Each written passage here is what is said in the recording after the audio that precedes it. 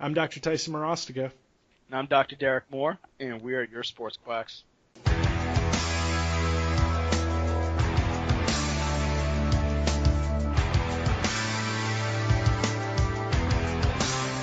Okay, hey there, sports quacks. Today, what we'll be talking about is the biggest takeaway that Tyson and I had from Chiro School. So, this can be extremely broad, and we're going to try to keep it towards one thing specifically that he and I really felt resonated even past Chiro School into our first few years of practice. Now, if you've listened to some of our previous podcasts, sometimes it might seem as though we don't do the quote-unquote basic and traditional chiropractic, but I'm going to throw a little bit of a curveball to everybody.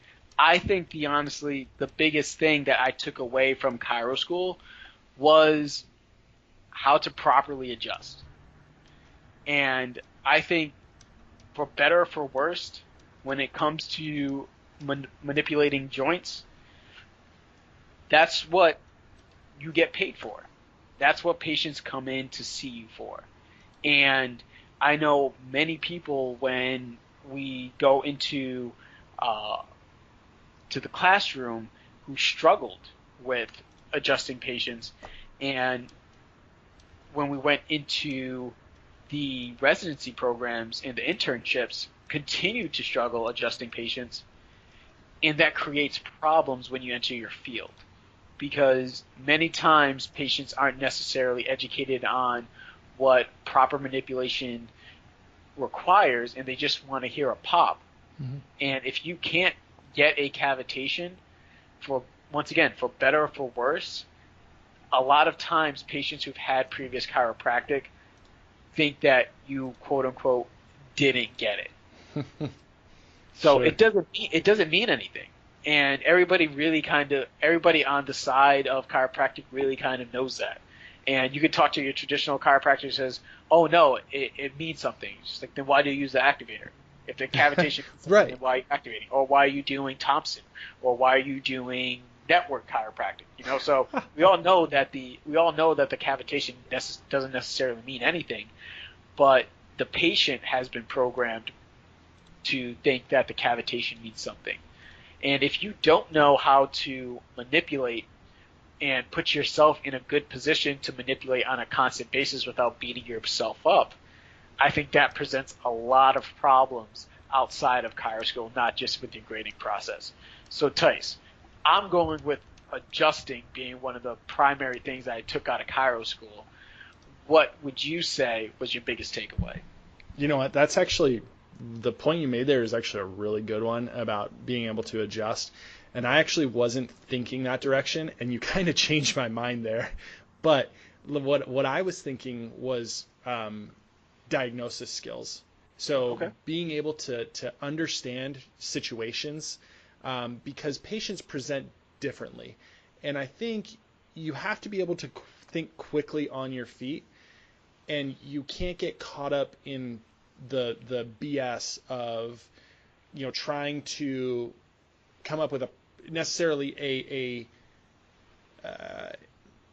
wing it diagnosis, right? You okay. have to be able to critically think, and you have to be able to pull certain examination skills, be able to use certain things, but also not get bogged down in over-examining someone, right? Right.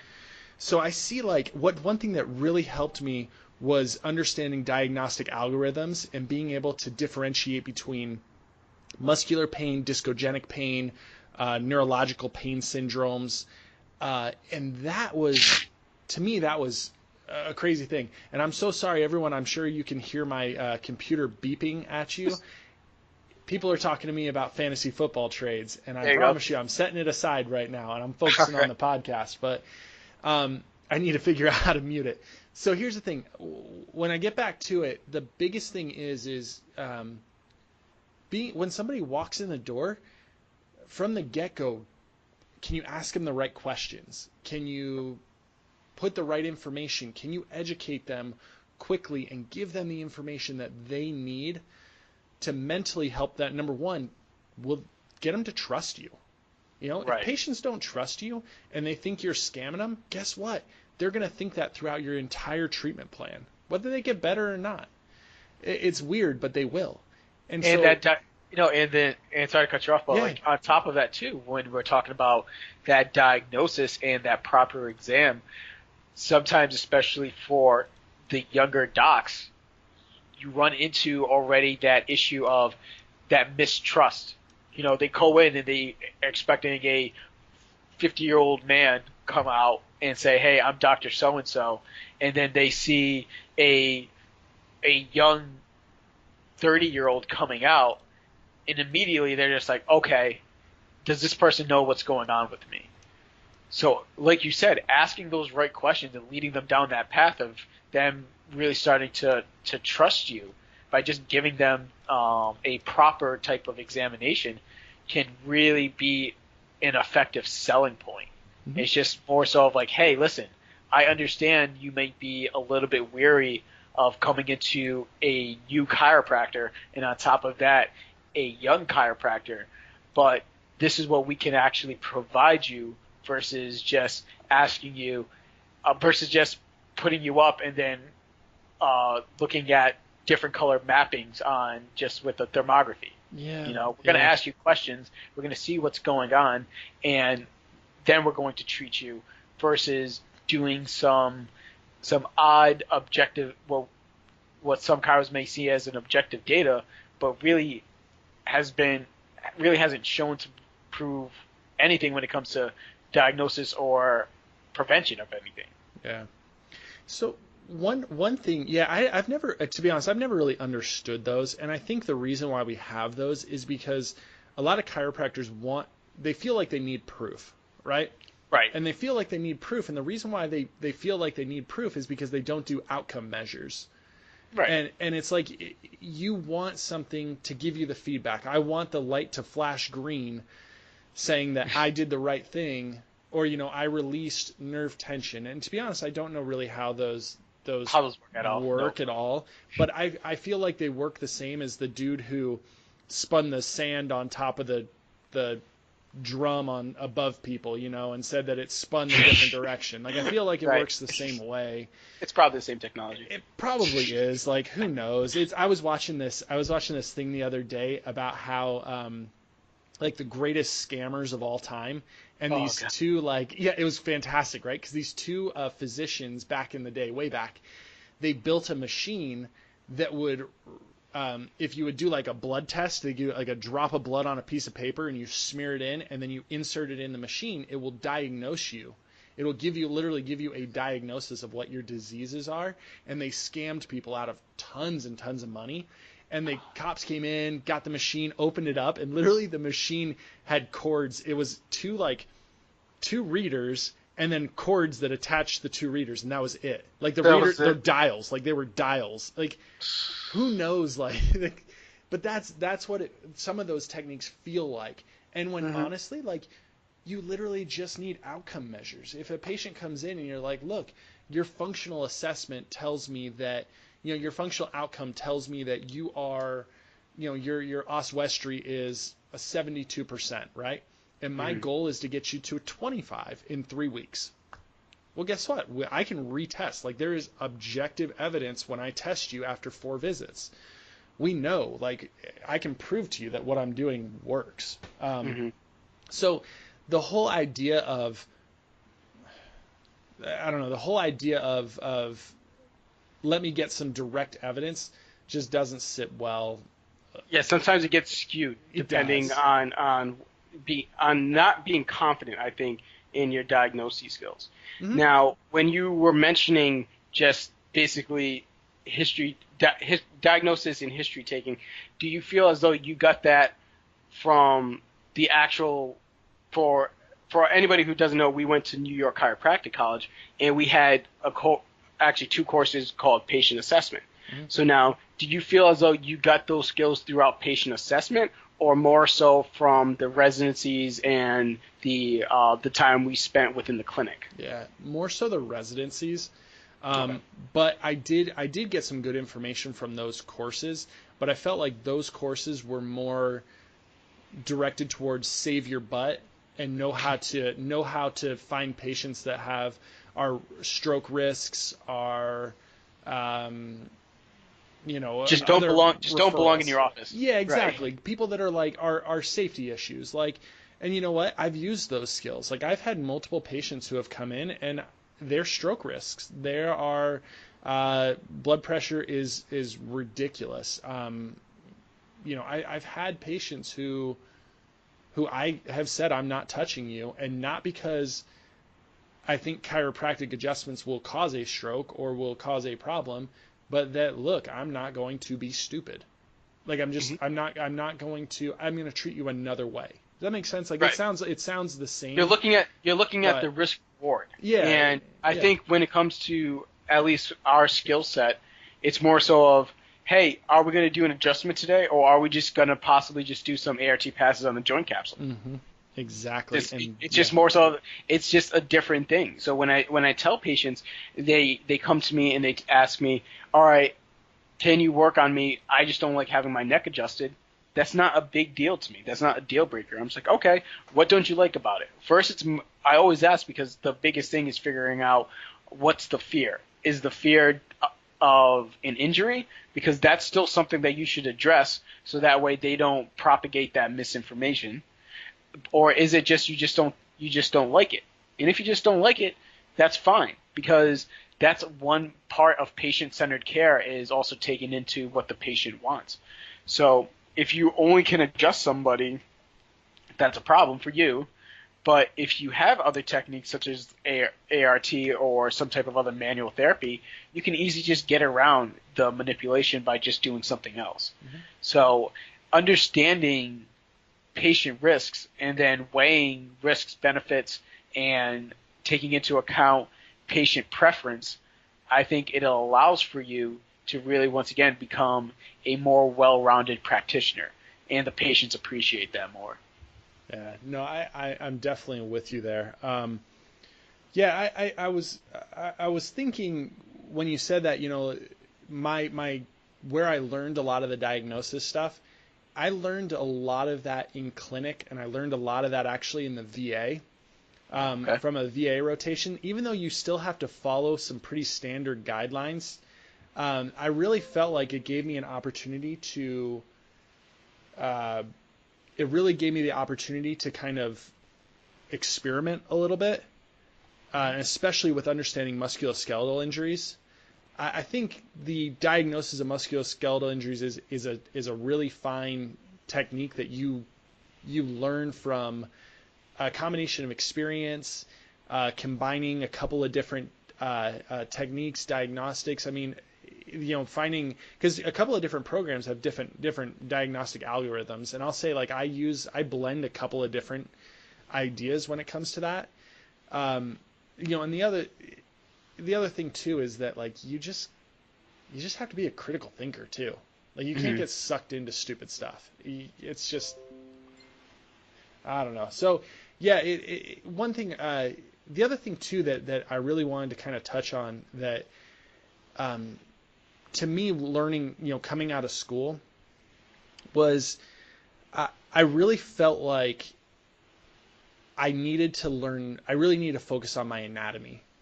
Mm-hmm. And that to me is like, was key, was a big, actually, I'll be honest, when I came in, like, I had taken anatomy courses in undergrad, and I knew the names, I was familiar with the names and general areas, Right.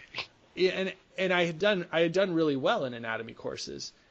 But the thing is that I needed to really understand origins, insertions, understand the feel of muscle, understand muscle tensions and things like that. Now, what was your experience with that? I guess that to me, like, what was your experience with becoming more familiar with musculature, becoming more familiar with that stuff? Was there something that you noticed? Yeah, I mean, when it came, so my undergrad was in exercise science, so we ran through an anatomy lab, and then also we had a biomechanics course. So most of that translated over, but it still came down to, when we were in class, understanding, like Tyson said, origins, insertions, and then nerve supply and figuring out, okay, is this an issue with a sprain strain, or are we talking about, is this a issue with some type of neurological disorder? So figuring out, are you tight, or is this a spasm? Is this a spastic muscle? Are we dealing with somebody who's post-stroke? What is actually going on with this patient and their muscle tone? But for me, I had this huge issue kind of balancing out the importance and maybe the basic necessities, because as I would dive deeper and deeper into going into some ART minutiae and all their stuff about origin insertion and peripheral nerve entrapments, I would also pull up pain science articles, and it basically just saying, like, doesn't necessarily matter. You really don't have any idea of what's going on a muscular level. Just treat the area, and then good stuff will kind of happen. So I was always having this internal battle of, okay, this person presents with shoulder pain. Do I diagnose it? What do I tell them in my diagnosis? Do I say, your shoulder is painful because of muscles, your shoulder is painful because of a joint, your shoulder is painful because of a nerve? Or do I go into it and say, hey, you're having a subacromial type of impingement, which means that when you do shoulder flexion, more than likely you're pinching down on some tissue, and that's creating some localized inflammation. But it doesn't necessarily change my treatment from saying, hey, you have some shoulder pain because of some musculature versus you have subacromial impingement. So it was always that odd battle, because I like to say subacromial impingement because, one, it makes it really appear as though I've identified the structure, but I don't change my treatment for it. And then I would battle with ART, because then you think about all the passes. They'll say, all right, do you want to do the AC pass? Do you want to do the coracoacromial pass? Do you want to do a bicep tendon or a supraspinatus pass? They give you all these different options depending on how that pain pattern presents. And if you go, and then I would jump back into the pain science part, and they're just like, pain patterns don't mean anything. That book is complete basic bullshit. And I'm just like, all right, I don't know what to believe anymore. What's going on? So for me, going through the anatomy again and really just trying to understand some of the basic parts, just origin insertion and then nerve supply, I tried, and I continue to kind of fight that battle of not going too far off into one side to another. But I would say in my practice, I'm not attached to saying, like, hey, this is the exact muscle which is causing your pain. Sometimes I would just do a broad treatment, and then if they have a specific type of pain pattern, let's just say, for example, we're going just a deep squat and they have inner groin pain. For some reason, I usually end up working on pectineus. And that's just something I pulled from my old supervisor in DC, and he's just like, oh, it's usually pectineus. No idea why. It's just, for some reason, I do a pectineus pass and they feel better. Yeah. Is it working on the way that I'm thinking? I don't know, but I really don't care either, And it only sounds more impressive when the patient asks me what's going on, and I'm just like, oh, it's pectineus. And they're just like, what the hell is that? And I'm just like, I don't know. It's just this weird thing. It's just this small little muscle that you just have never heard of, and you right, exactly. Use it. Because it doesn't matter to them. They're not going to remember the muscle right anyway when they bring it up in conversation. But for me, I think it was always harder to balance out some of the information that I was getting from chiro school and some of the information that I was pulling outside of it, especially when it came to just anatomy and its correlation to pain. Yeah. So one of my hardest times that I've had with chiropractic, and I had in chiropractic school necessarily, was that when I realized that when I would go to chiropractors, they would say, oh, the joints, the bone's out, so it's causing pain in the area. Or they only talked about nerve roots, right? Oh, well, it's affecting this nerve root, so it's giving you pain. Or there was never this good explanation of why there was pain. Oh, it's out of place, so it's going to hurt. It's out of place, so it's inflamed. That never made sense to me. So I always hated being told that, and I wanted to be able to explain it better to patients, right? I wanted to be able to just be like, look, yeah, you have a shoulder impingement. It's a combination of a supraspinatus, impingement, possibly a tear, possibly a minor tear, because you have full strength, but then you've also got a, infraspinatus, trigger points throughout the infraspinatus, be able to, because of overuse, overworked, tissue. That's what I wanted to explain, and that's what I do in my office. I've always hated the diagnosis of, oh yeah, you have shoulder pain because your shoulder's not moving well. What?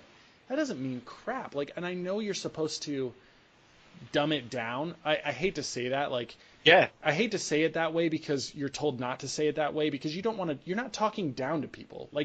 Your patients are not below you because you're a doctor. I hate that mentality. So when somebody comes to me and they're like, oh, you got to dumb it down to you because your patients are stupid. No, my patients are not stupid.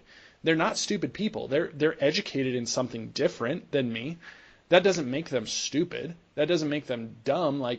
Why can't I talk to them professionally? Why can't I share my knowledge with them? They deserve that. If they don't understand it, that's okay. If it's over their head, that's okay. There's nothing wrong with that. You'll just explain it to them. Exactly. If they don't, that's why you just always I'll always ask, just like, hey, do you have any questions about what I just told you?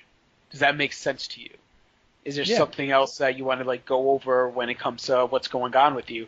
Because when you do diagnose somebody with a supraspinatus issue or a disc injury, and they don't understand what's going on still, then you leave that room for them to catastrophize the injury also. If I tell you hey, you probably have some slight tears in this rotator cuff, but that's not a big deal.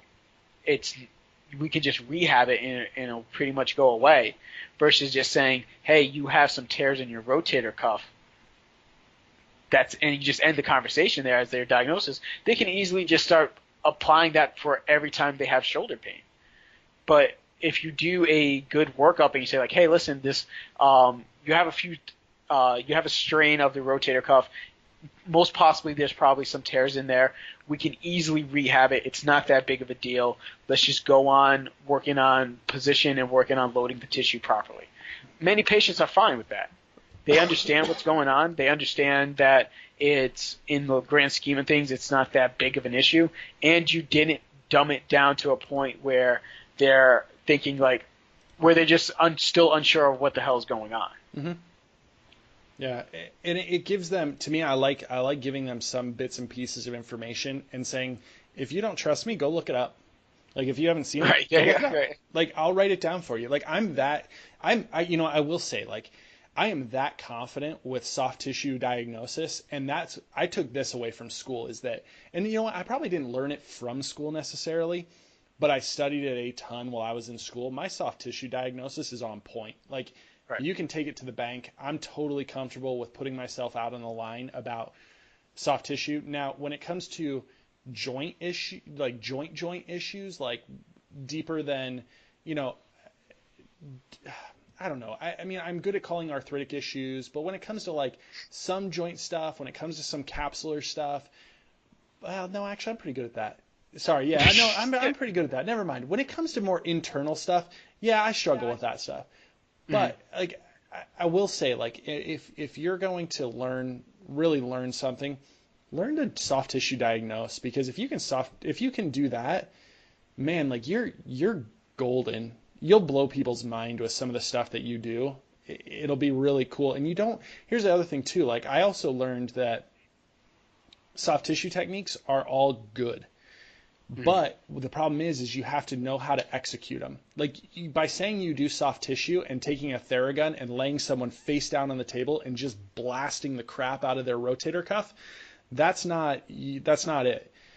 You have to, if you're going to have a Theragun in your office, or you're going to have some sort of tool like that, learn how to do active motion with it. Learn how to isolate muscles and do, active ranges of motion while you're using it. That's how you properly use a tool like that. That tool is a waste of $600 if you're going to slap them down on the table and just blast them in a neutral move. It feels good temporarily, but it adds no real benefit because it's like foam rolling. Like if you foam roll a non-stretch tissue, guess what? Like there's no long-term evidence that shows that improves your range of motion. Right. It feels good. Right. It's just another passive modality. Yeah. So it's more so of, I think when patients see you take out a Theragun and you just work through a certain area, sometimes they're just wondering, okay, could I have not just foam rolled this area myself? What am I actually paying for? What's going on? And for the most part, they're probably right. I think when Tice is saying like, hey, the soft tissue aspect of the diagnosis is so important because it's a kind of a mixture between ruling out red flags and then going after low-hanging fruit. Yeah. The moment that you can figure out, hey, there's some type of soft tissue type of issue here, then we don't have to worry about anything underlying that. We don't have to worry about this person has a odd spine tumor or something like that. It's just, all right, the muscles are a little bit stiff. There's a little bit increase in tone here. We can just decrease that tone and then start loading your tissues, and then you're pretty much good to go. And it makes your diagnosis and your communication between the patient about their diagnosis become much smoother.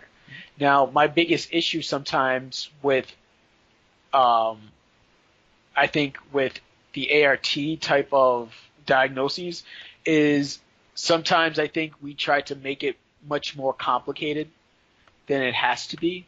Sure. So I do still tend to do a more, I would say, vague hand contact if I'm working on posterior hip. Mm-hmm. Because for me, it's just more so about depth. I'm not too caught up on which tissue that I'm on, but if I'm going after glute max, then my depth isn't that much. Exactly. If I'm thinking it's a capsular issue and this person's missing some actual rotation in the hip, then I have to understand that if I'm going to create some type of tissue change, I need to work on depth. Yeah. So I'm not too caught up in the actual internal, external gemelli and all of that. It's more so of, all right, what structures am I trying to target? Like superficial, medium, or deep? And then that's where I just apply the appropriate force in my mind. And to me, it's very, very similar to, I think, being too dogmatic about anything, whether it's McKenzie or ART or just chiropractic in general with a manipulation. I think don't go into it trying to prove that you're right. Yeah. Just go into it trying to figure out what's wrong, and not that that ART or a manipulation or repeated extensions are going to fix this. Just go in there trying to figure out what's wrong, and then start pulling out your tools and seeing if you have the appropriate tool set to work on that problem. Yeah. See, I've had some really cool experiences from using soft tissue manipulation and non-ART. So when I was, so actually I'll say this, I treat a couple of personal injuries, a couple of workers' comp cases over the years I've been in practice.